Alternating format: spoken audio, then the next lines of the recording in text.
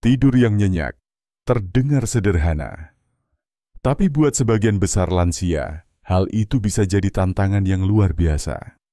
Banyak orang di usia 60 tahun ke atas mulai merasakan perubahan kualitas tidur.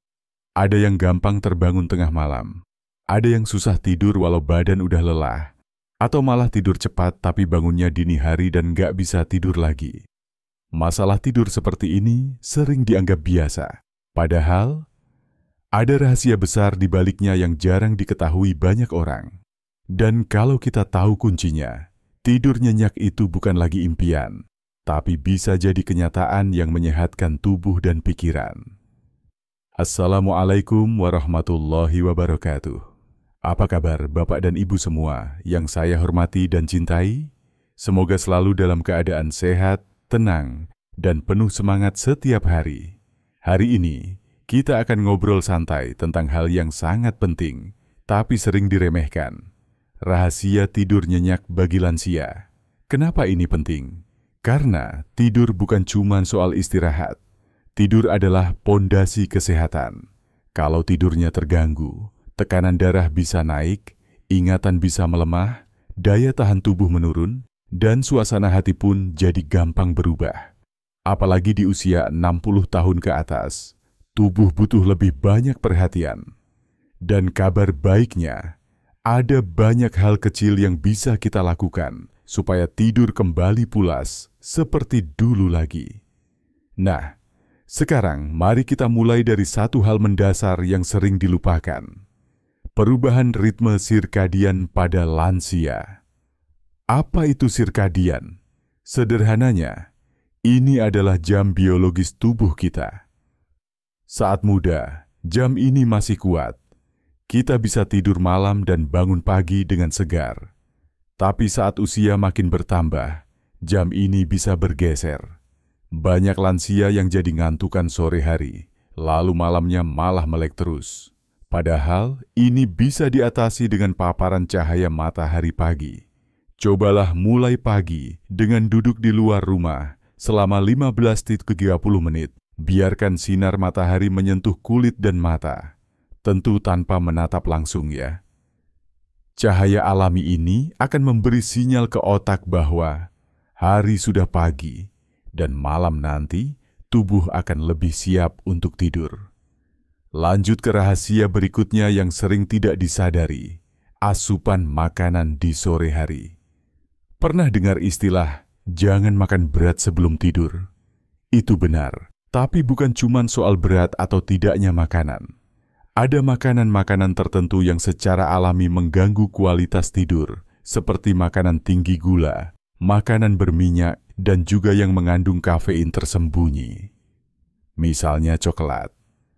Idealnya, makan malam dilakukan 3 jam sebelum tidur. Pilih makanan hangat, ringan, dan menenangkan.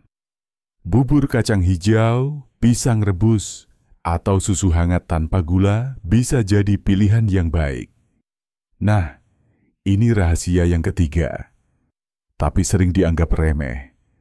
Aktivitas fisik ringan di pagi atau siang hari. Banyak orang berpikir bahwa kalau ingin tidur nyenyak, ya tinggal capek saja. Tapi capek yang dimaksud bukan karena stres pikiran atau terlalu lelah secara emosional. Yang dibutuhkan justru adalah kelelahan fisik yang ringan dan alami. Coba lakukan jalan kaki santai di pagi hari, atau peregangan ringan selama 15-20 menit. Gerakan ini bukan hanya membuat tubuh lebih segar, tapi juga membantu mengatur hormon tidur secara alami. Selanjutnya, kita masuk ke bagian yang agak jarang dibahas, tapi penting sekali, pengaruh suara dan cahaya di kamar tidur.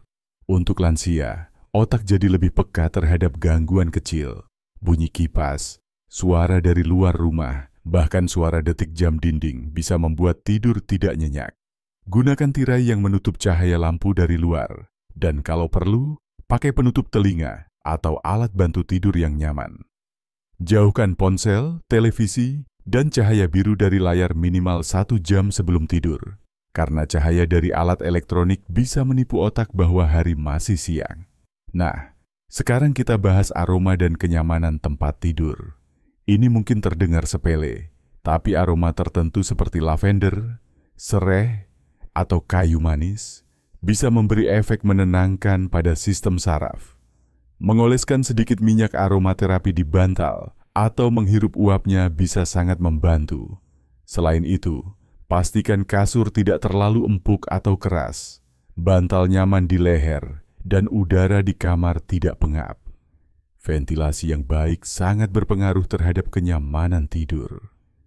Selanjutnya, ini yang sering dilupakan oleh banyak orang. Pola tidur tetap. Tidur dan bangun di jam yang sama setiap hari, bahkan di akhir pekan, membantu otak menciptakan kebiasaan tidur sehat.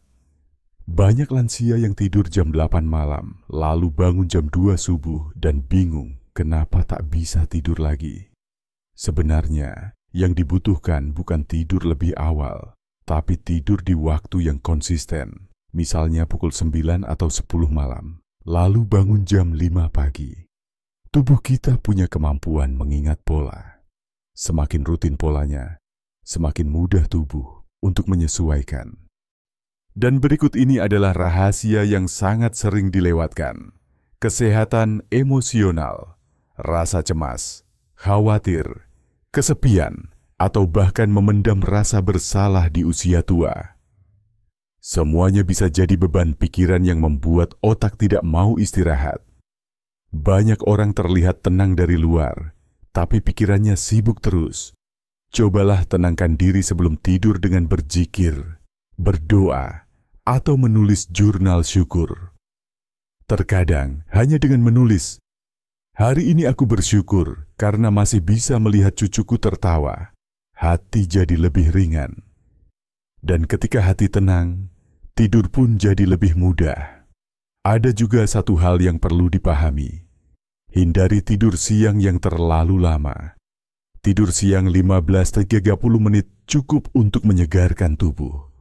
Tapi kalau tidur siang sampai 2 jam, malamnya bisa sulit tidur. Jika Bapak o Ibu merasa mengantuk di siang hari, duduk tenang dengan mata terpejam saja. Selama 10-15 menit bisa cukup membantu tanpa perlu benar-benar tertidur lelap. Nah, satu lagi yang tak kalah penting adalah komunikasi dengan keluarga. Kadang tidur tak nyenyak bukan soal fisik, tapi karena merasa tidak didengar, tidak dianggap, atau merasa sendirian. Berbicaralah dengan anak, cucu, atau sahabat dekat.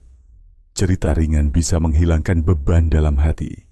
Jangan ragu untuk mengatakan kalau Bapak, Ibu butuh teman bicara, karena tidur nyenyak itu tidak hanya urusan tubuh, tapi juga ketenangan jiwa. Terakhir, jika semua cara sudah dilakukan, tapi tetap sulit tidur, jangan ragu untuk konsultasi ke dokter. Bisa jadi ada gangguan medis seperti sleep apnea, nyeri sendi, atau efek samping obat-obatan yang mengganggu tidur. Pemeriksaan ringan bisa membantu menemukan solusi yang tepat.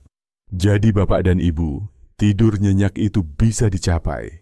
Kuncinya bukan hanya di obat atau ramuan, tapi di keseimbangan gaya hidup, ketenangan hati, dan perhatian pada hal-hal kecil yang sering kita lupakan. Mulai dari sekarang, mari kita rawat tidur kita. Karena tidur yang berkualitas adalah pondasi hidup sehat dan panjang umur.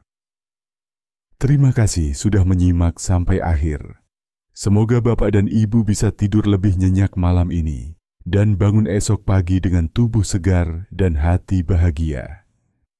Wassalamualaikum warahmatullahi wabarakatuh.